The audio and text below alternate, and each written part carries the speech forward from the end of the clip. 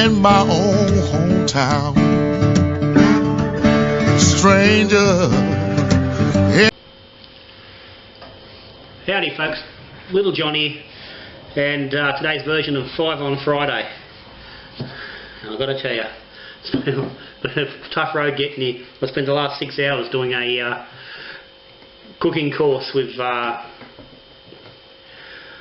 room full of the from the local mentally disabled people. It was fun. It was very enjoyable, very rewarding, but geez, yeah, hard yakka. Glad it's done. I've certainly earned myself a nice little touch of the Wild Turkey, the 101 bourbon.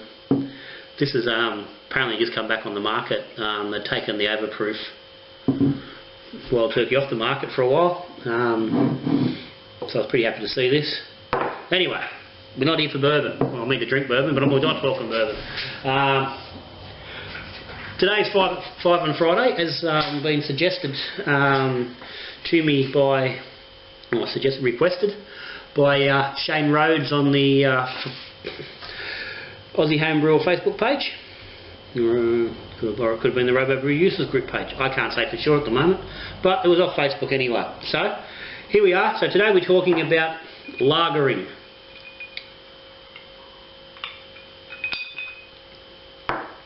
Lagering. We all hear about lagering with our beer, and people go, yeah, exactly what is it and how do we do it? Lagering comes from an old German term that basically means to store. Back in the day, the German brewers kept their beer after fermentation in storage in underground caves and caverns at a lower temperature for extended period, which allowed the beer to clear up and for the flavours to settle. And they did this for 3 to 6 months, and so it's become to be known as lagering the beer. People confuse lagering with lager the style. The two terms aren't necessarily connected. Lager as a style refers to a bottom fermenting yeast, which is done at a cooler temperature, which is the connection to the the old lagering methods.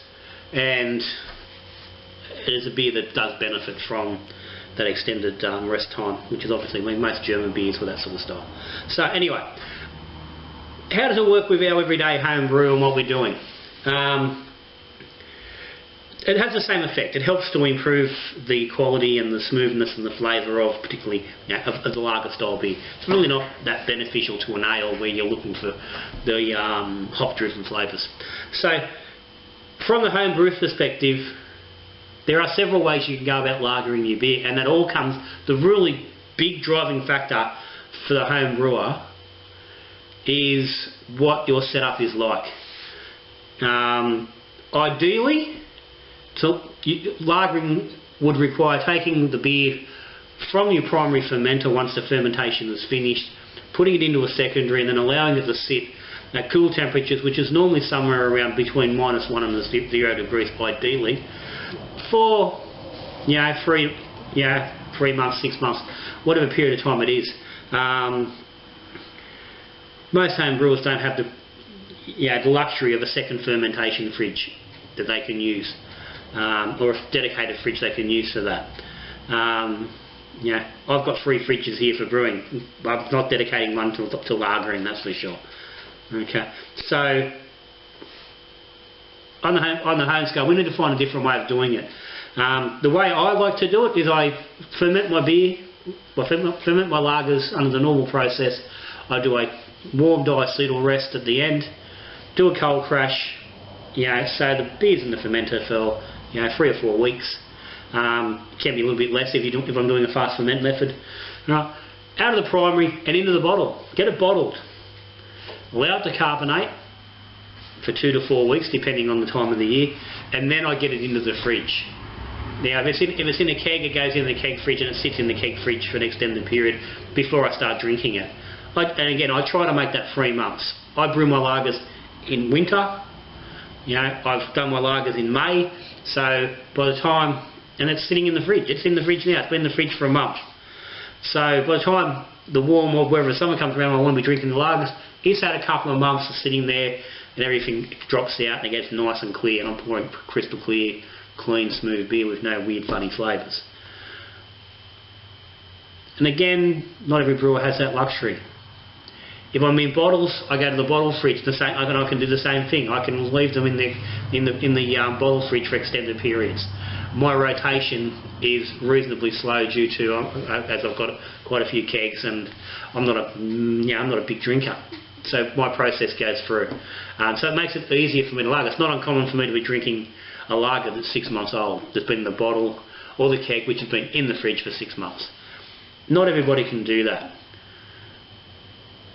If you can, yeah, fantastic. It's a great way of doing it, and it's going to get you the best result.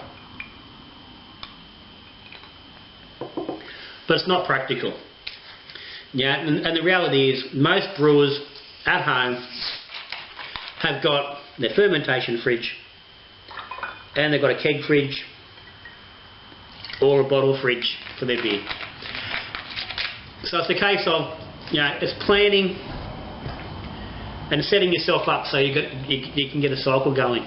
Getting a couple of brews ahead of yourself so you've got enough brew to keep going so you can allow those brews to age. Do a couple of ales, get them in the fridge and drink them while your lagers are sitting away and aging. That time is the thing.